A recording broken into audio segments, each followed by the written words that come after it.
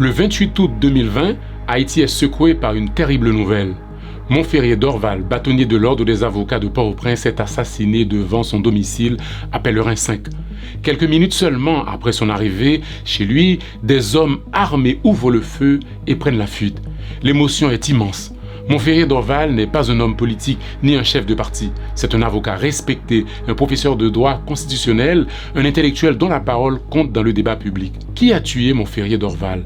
S'agit-il d'un règlement de compte, d'un crime commandité ou d'un assassinat politique ? Qui était Montferrier Dorval ? Que sait-on aujourd'hui de l'enquête ? Et pourquoi cette affaire continue-t-elle de susciter autant de questions ?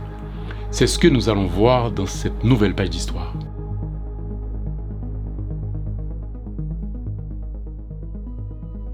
Montferrier Dorval est né à Grande-Saline, dans le département de l'Artibonite, le 10 juin 1956. Il a commencé ses études dans sa ville natale avant de les poursuivre au lycée Pétion à Port-au-Prince. Après son baccalauréat, il fréquente la faculté des sciences humaines de l'Université d'État d'Haïti avant d'intégrer la faculté de droit. Par la suite, il obtient une bourse pour poursuivre ses études en France, plus précisément à l'Université d'Aix-Marseille. Il soutient sa thèse de doctorat en 1992 et l'année suivante, il rentre en Haïti. Dès son retour au pays, il intègre l'Université Quisqueya comme professeur de droit constitutionnel, puis l'Université d'État d'Haïti, là où, des années auparavant, il avait commencé ses études de droit. Parallèlement à sa carrière d'enseignant, il devient aussi avocat et crée son propre cabinet. Le 6 février 2020, il est élu par ses pairs bâtonnier de l'Ordre des avocats de Port-au-Prince. Montferrier Dorval cultive l'image d'un juriste respecté, un intellectuel et homme de loi rigoureux. Il était connu pour ses prises de position en faveur de l'état de droit. Quelques jours avant son assassinat, il est devenu l'une des figures les plus crédibles et les plus écoutées du débat public au moment où le président Jovenel Moïse souhaite organiser un référendum pour changer la Constitution. Depuis plusieurs années, Jovenel Moïse critique la Constitution de 1987 qu'il juge responsable de l'instabilité du pays. En 2020, son administration travaille déjà sur un projet de nouvelle Constitution qui sera officiellement présenté dans les mois suivants. Le président annonce donc un référendum pour changer la Constitution. Cette proposition sera critiquée à la fois par certains juristes et la classe politique. Il est nécessaire de comprendre ce point, ça nous permet de vérifier si la position de Maître Dorval concernant la réforme constitutionnelle voulue par le président Jovenel Moïse a à voir avec son assassinat. D'abord, pourquoi Jovenel Moïse voulait-il changer la Constitution ? Selon lui, la Constitution de 1987 était une source d'instabilité pour le pays. Il propose de supprimer le poste de Premier ministre, de simplifier le Parlement par une seule chambre législative, pas la peine d'avoir une chambre ou des députés et un Sénat. Il propose de supprimer le Sénat. L'idée n'est pas mauvaise en soi quand on voit tout le tapage que font les parlementaires haïtiens qui bloquent parfois tout le pays pour des intérêts souvent personnels. Et puis supprimer le poste de Premier ministre n'est pas non plus une mauvaise idée. Est-ce vraiment utile dans le cas d'Haïti d'avoir un exécutif à deux têtes ? Mais le projet prévoit aussi un renforcement du pouvoir présidentiel. On passerait d'un régime semi-présidentiel à un régime où le président aurait plus de pouvoir. Cette nouvelle constitution prévoit aussi d'accorder plus de droits à la diaspora. Les Haïtiens ayant une double nationalité pouvaient, accéder à davantage de fonctions électives. La diaspora devait être représentée au Parlement. Il y a aussi d'autres dispositions que nous n'allons pas développer ici, qui sont toutes des dispositions qui, à mon sens, sont de bon sens. Mais sauf que la Constitution de 1987 est verrouillée. Elle interdit toute modification par référendum. C'est d'ailleurs l'une des critiques formulées par l'opposition qui accusait Jovenel Moïse de violer la Constitution. Beaucoup d'opposants au pouvoir voient le projet constitutionnel comme une tentative de consolider le pouvoir du président plutôt que comme une simple réforme institutionnelle. En tant que constitutionnaliste, Maître Dorval a été consulté par le pouvoir pour son expertise, mais aussi par l'ambassade américaine, ce qui est curieux, car on peut se demander qu'est-ce que l'ambassade américaine vient faire là. À l'époque, il est l'une des voix les plus influentes du monde juridique haïtien, je l'ai dit. Quelle a été sa position par rapport à cette réforme voulue par Jovenel Moïse ? Avant de répondre à cette question qui nous permettra de comprendre peut-être le mobile de son assassinat, revenons d'abord sur le soir de sa mort. Qu'est-ce qui s'est réellement passé ? Le 28 août 2020 au soir, entre 9h et 10h du soir, comme à son habitude, Maître Dorval rentre chez lui à Pellerin 5.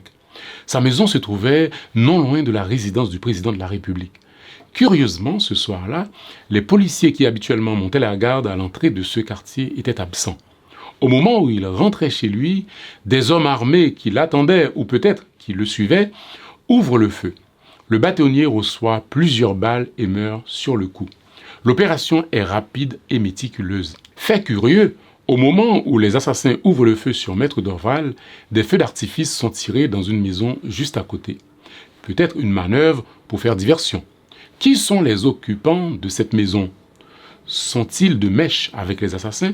Malheureusement, on n'en sait rien, parce que jusqu'à présent, ni les enquêtes, ni les policiers n'ont étayé ce point. Quelque temps après le meurtre, la nouvelle se répand rapidement dans les médias et sur les réseaux sociaux. Cela provoque un choc immense dans le pays. Depuis la création du barreau de Port-au-Prince en 1859, c'était la première fois qu'un bâtonnier est assassiné en Haïti. Rapidement, des suspicions commencent à s'emparer l'opinion publique. Qui avait intérêt à assassiner Montferrier Dorval? Certains analystes et opposants politiques désignent dès les premiers moments l'exécutif comme le cerveau du crime. L'accusation s'est tellement amplifiée que le président Jovenel Moïse s'est senti obligé de s'expliquer. Depuis 10h15 du soir, il dit 2 minutes peut-être après Maître Dorval fin mourir. Président Jovenel Moïse tue Maître Dorval. Mais moi-même, Mabdouli, moi j'ai eu une chance de parler avec lui pendant 2 fois. Et deuxième fois, je parle avec lui, il a dit, président, mettez quand son nom taillou, pas quitter pouvoir ça, pour quitter peuple ça, dans la boue ça. C'est ça que je te dis personnellement. C'est-à-dire pour me dire, je dis, l'homme qui dit ça, qui intérêt, moi-même personnellement, j'ai fait campagne avec ce changement de constitution que m'a parlé. Depuis la campagne, moi. C'est-à-dire, pour qui intérêt, pour un monde, on sommité comme ça, qui lui-même, qui campait, qui a courage, il y a un rare intellectuel pays, qui a courage pour le dire ça. Et puis moi-même, c'est de côté PAM pour crime ça pour le sortir. Maître Dorval et le président Jovenel Moïse voulaient tous les deux changer la Constitution. Ils étaient d'accord là-dessus. Quelques heures avant son assassinat, Maître Dorval insiste sur le fait qu'il faut changer la Constitution. Je fais une déclaration là pour le pays. Nous devons parler CEP, il faut organiser, il faut faire le changement de Constitution avant les élections. Je vais répéter ça encore. Et ça va me dire pour le pays. Il faut nous faire, nous changer la Constitution avant les élections. Il y a 2 crises majeures dans le pays. Crise pour choisir le Premier ministre, crise électorale. 2 crises. On fait élection, ou alors une crise encore. Qui ça fait dans la Constitution? Dans le 7 février 88, ils ont peur d'y aller, ils ont créé un monstre. Ils ont transféré le pouvoir au Parlement sans contrepoids. Alors que dans le régime de séparation de pouvoir, il faut qu'il y ait équilibre des pouvoirs. Il faut que le pouvoir ait le pouvoir.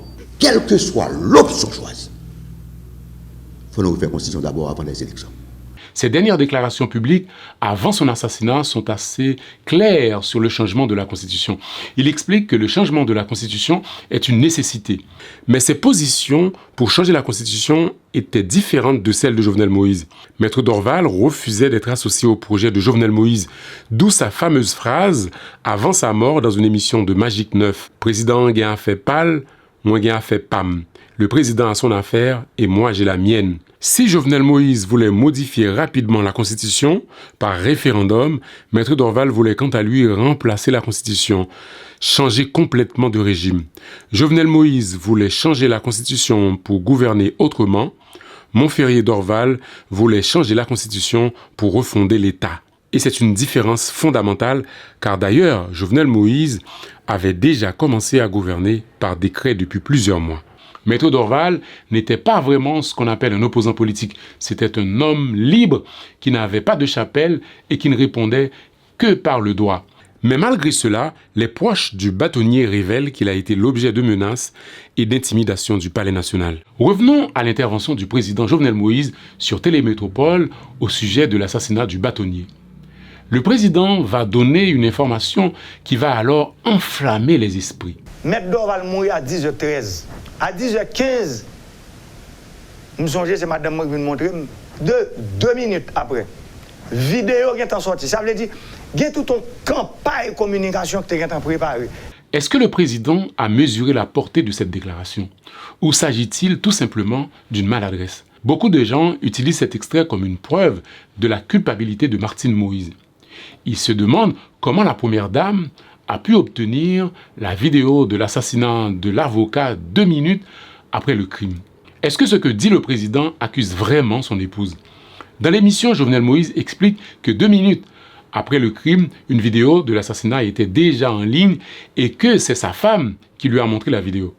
Il n'a pas dit que sa femme a reçu la vidéo 2 minutes après le crime, mais que celle-ci était déjà en ligne et que Martine Moïse le lui avait montré. Mais des observateurs relèvent qu'en réalité, la vidéo va sortir sur les réseaux sociaux après la déclaration du président. Martine Moïse aurait eu la vidéo en exclusivité? Quelqu'un la lui aurait-elle envoyée?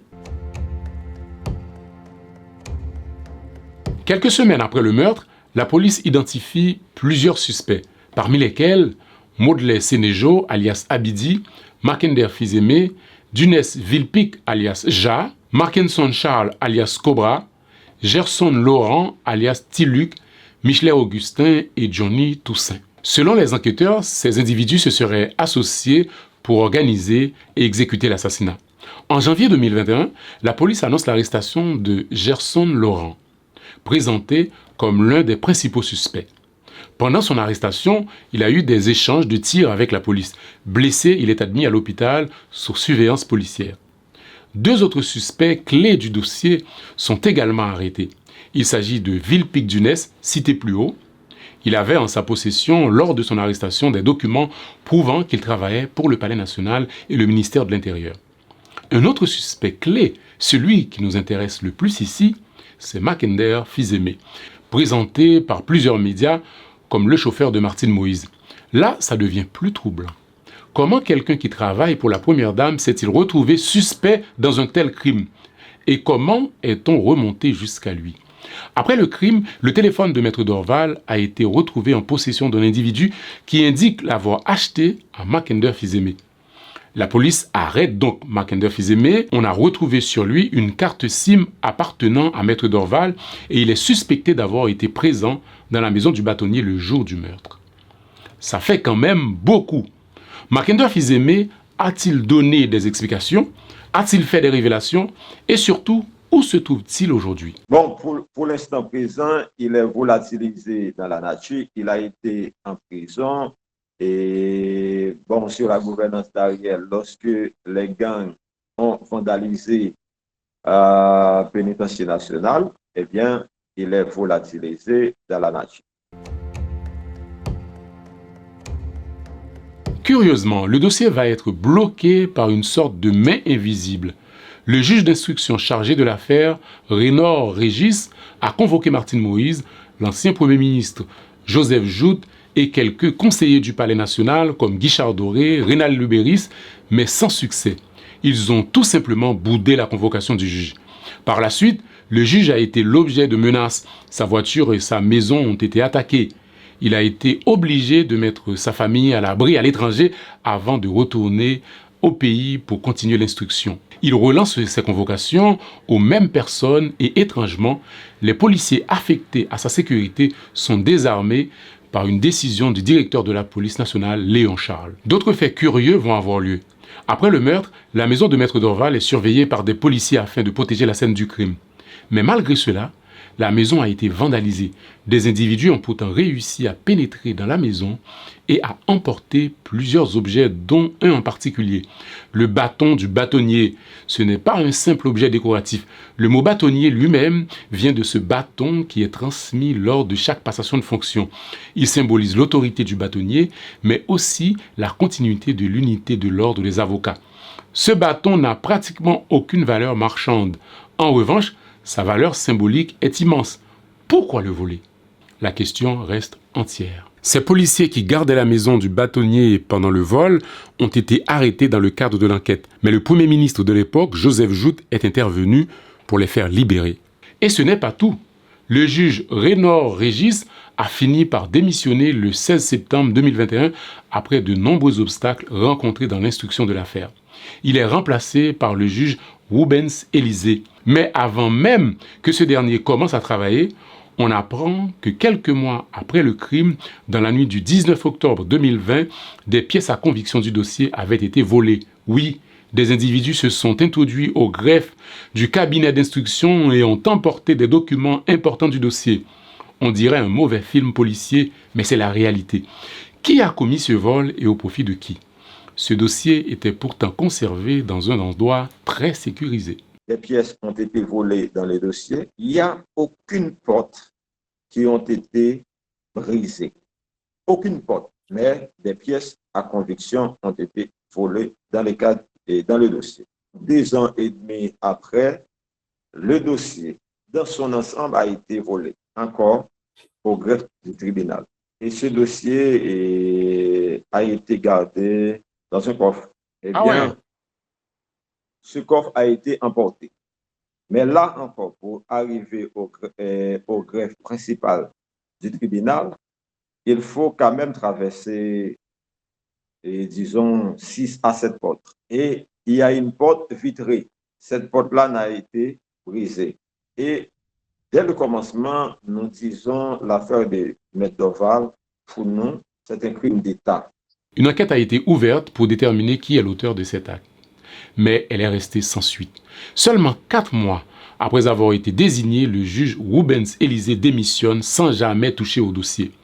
Après les démarches du barreau de Port-au-Prince et du collectif Nous c'est Dorval, Nous sommes Dorval, dirigé par maître Iswick Thérophin, le dossier a finalement été reconstitué. Mais 2 longues années ont passé sans qu'aucun juge d'instruction ne soit désigné pour continuer l'enquête. Finalement, le dossier est confié au juge Martel Jean-Claude. Mais celui-ci n'a pas eu les moyens qu'il faut pour continuer l'instruction. Il lançait des ordonnances et des comparutions, mais personne ne s'est présenté. L'un des 2 policiers qui assuraient sa sécurité abandonne son poste et l'autre est souvent aux abonnés absents. Le juge est livré à lui-même. Finalement, il est dessaisi du dossier. Aujourd'hui, d'après ce que nous a révélé maître Iswick Thérophin, le dossier vient d'être confié à un magistrat dont l'identité n'est pas encore révélée afin de ne pas le fragiliser et pour éviter qu'il subisse le même sort que ses prédécesseurs. Près de 6 ans après les faits, personne ne sait qui a ordonné l'assassinat de Montferrier Dorval. Les exécutants présumés ont été identifiés et arrêtés, mais certains sont aujourd'hui dans la nature hors de portée de la justice. Les commanditaires, eux, restent inconnus. Mais au-delà du crime lui-même, comment expliquer qu'à chaque fois qu'un juge a tenté de faire avancer l'enquête, il se retrouve confronté à des obstacles, des intimidations ou des disparitions de pièces à conviction? Car si on ignore encore qui a tué Montferrier Dorval, une chose est certaine, quelqu'un a tout fait pour empêcher que la vérité éclate. Merci de m'avoir accompagné jusqu'au bout. Prenez soin de vous et à bientôt pour une nouvelle page d'histoire. Au revoir.